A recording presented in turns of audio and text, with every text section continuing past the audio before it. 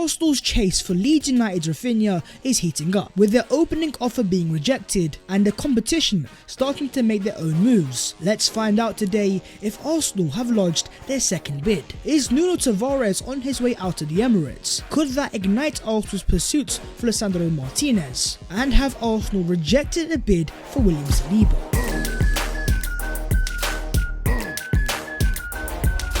Yo, what is going on, guys? My name is Babs14. Welcome back to your boys channel. I hope you guys are doing amazing as always. Don't forget to smash a like if you enjoy, and most importantly, subscribe if you are new, as the 100k gets closer and closer, now only 4,500 away. Into the Arsenal transfer news, and starting off with the latest on Raphinha. The last that we heard on this transfer was David Ornstein confirming that Arsenal had made the opening offer to Leeds United. There was no confirmation on the fee that was put forwards, but ultimately it was rejected as it did not meet the valuation that Leeds were asking for. Yesterday you had Sky claiming that Arsenal were about to make their second offer, and today, according to Gabriel Sanz, a Barcelona reporter, Leeds have an offer on the table of 55 million euros plus 15 million euros in add-ons for Raphinha. It isn't from Barcelona, as the English side are tired of waiting. So an offer is on the table, no confirmation on who it is, but it's definitely not from Barcelona. Prior to Arsenal making that first offer,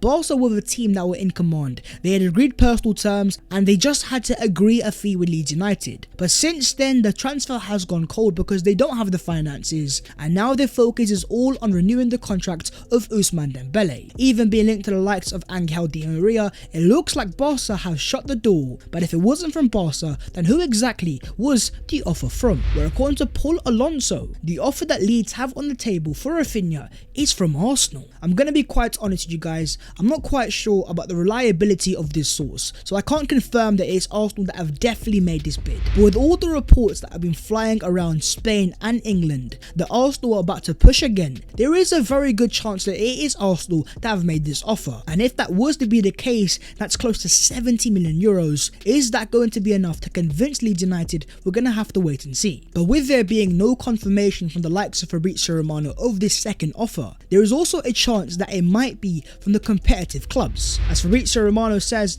I know that Arteta is really in love with Raphinha, but Tottenham and Chelsea are in the race. Raphinha had given his okay to Barcelona as a priority, but he is now really open to listening to the English clubs. The decision will take a few days. So realistically speaking, just as likely as it might be Arsenal, Chelsea and Tottenham have genuine interest. For Chelsea, we've discussed about their interest and their priority being Raheem Sterling, but for Tottenham Hotspur, there is actually a chance that they might have made this offer instead. As over this past week, the likes of Fabrizio Romano have confirmed that Spurs have opened direct negotiations with Raphinha, with the reports in Italy claiming that Spurs were also about to make their opening offer. But with that kept in mind, according to Goal in Brazil, Tottenham are now open in negotiations with Everton for Richarlison. This would be a boost for Arsenal, and in all honesty, even though Spurs can afford Raphinha, and with the Champions League and Antonio Conte, they would have a good chance. I do believe that Raphinha is less suited to them than Richarlison, who is able to play in the front three, etc, etc,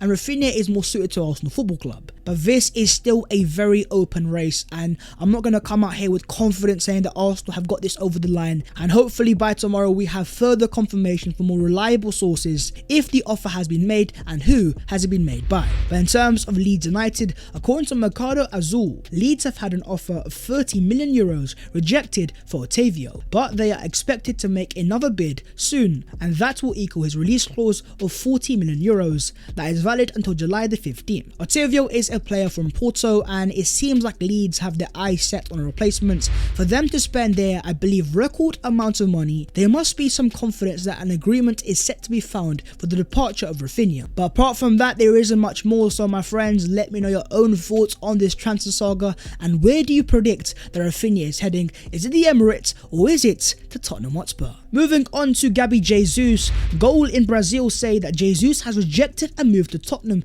in favour of Arsenal after they attempted a last-minute move for the striker. They also claimed that Raphinha would like the idea of playing under Arteta instead of Spurs. Now, I'm not quite sure about the second part, but for the first part, there have been some actually confirmed reports that Spurs' director in Paratici had made some last-minute moves trying to hijack the Gabriel Jesus deal. But ultimately, Arsenal look like they're coming out on top. They are by far the favourites, with the amount that Arsenal have advanced that deal and with the desire of Jesus to link up once again with Mikel Arteta. Yesterday we talked about a verbal agreement, and in these next few days I'm hoping that we get some real confirmation, some real reliable Fabrizio Romano with a dagger, with a here we go. Then as Arsenal fans we'll be able to relax and focus on our other transfer targets. When Eddie Nketiah was asked on Arsenal signing a new striker, his response was every team needs a squad to compete. The club is always looking for ways to strengthen. They have extended my deal and done so for a reason. You relish the challenge. You make them feel welcome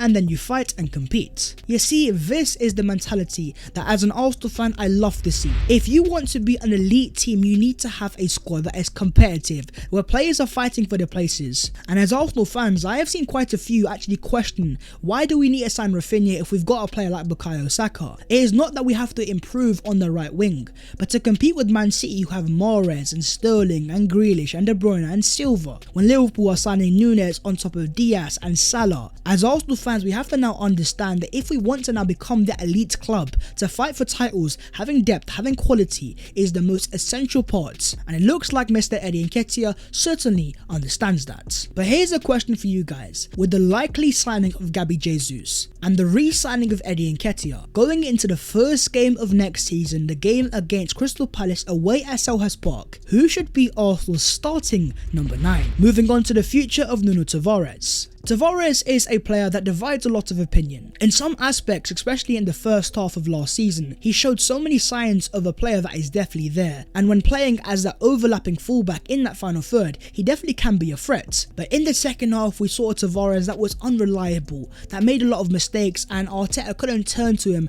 in the hardest moments. To me, he looks like a player that needs first team experience on a consistent basis, and that might not be at Arsenal Football Club.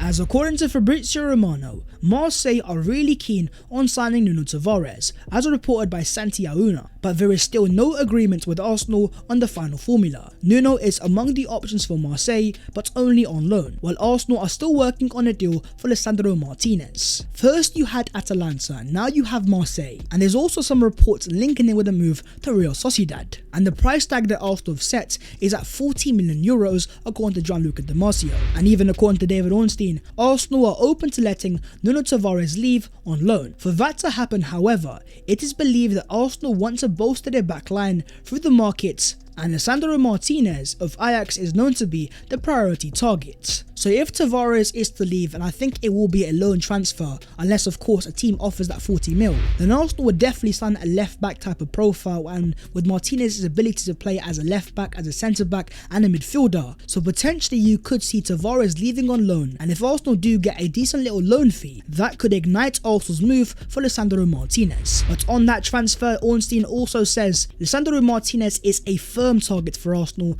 and he's a player that Mikel Arteta definitely wants to sign. The interest will not drop, even after the bid was rejected. As things stands, he thinks that Arsenal are the most probable destination for Martinez, who is said to be keen on a move. So Arsenal are the favourites, and the fact that the player is keen to move, it's going to be a massive part, because thus far, despite the reports linking it with a move to Old Trafford and Man United, there haven't been any reports that have confirmed that Martinez wants to move to Old Trafford and reunite with Erik ten Hag. Whereas for Arsenal's sake, it looks like the project of Mikel Arteta and working alongside him is a prospect that entices the Argentine. I believe in terms of Martinez, it will only happen once Arsenal potentially agree a deal for Raphinha. But there's also been some reports that a price tag could cost upwards of £50 million.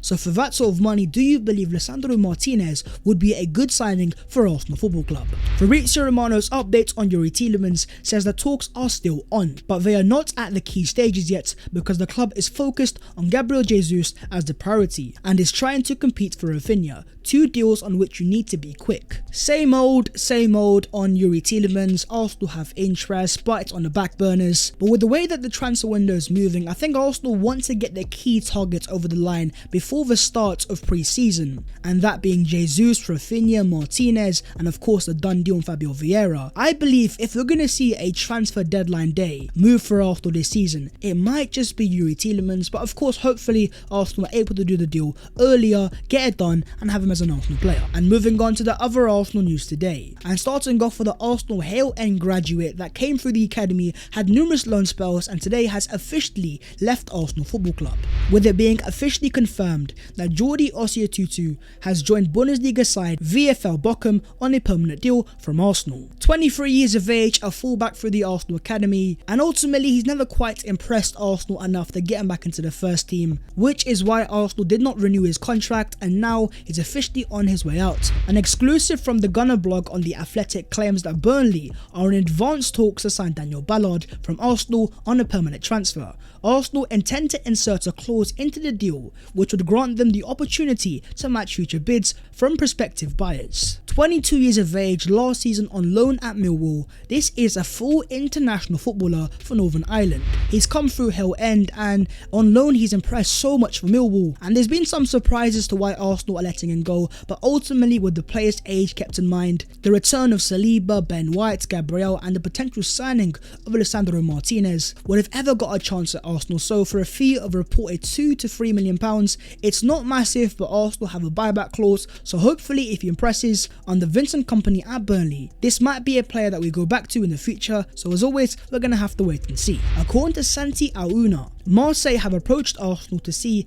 if they were willing to sell William Saliba permanent, but the response from Arsenal was no. An emphatic no. Of course Marseille want to keep William Saliba, their fans love him, their players love him, their club loves him, but ultimately do they have the finances to attract him? And Saliba, most importantly, has already confirmed that he's going to return to the Emirates Stadium. He wants to fight for an Arsenal first team place, but thus far there haven't been that many reports that Arsenal are looking to renew Saliba's contract, and that's going to be very important because not only do Arsenal have one of the most in-demand best youngsters in world football, so if he comes to Arsenal next season and impresses the world, if Arsenal can't tie him down to a brand new contract, then with all due respect, clubs that are even bigger than Marseille around Europe will come sniffing for William Saliba. So for Arsenal, it's time to be proactive, Richard Garlick, get negotiating, and let's get William Saliba signed down to a brand new contract and lock down his Arsenal future. But that is a video there and there, so hopefully you guys have enjoyed, and if you have, don't forget to smash a like and subscribe if you are new. If you would like to follow your boy on all of those social medias, then the links will be down below in the description. But that was today's episode of the Transfers FC. I hope you guys have enjoyed, and I'm kind of getting a little bored of the whole Raphinha saga of negotiations and bids. Potentially though, an agreement is down the line. We're gonna have to wait and see. I'll see you next time. Take care, and in a bit.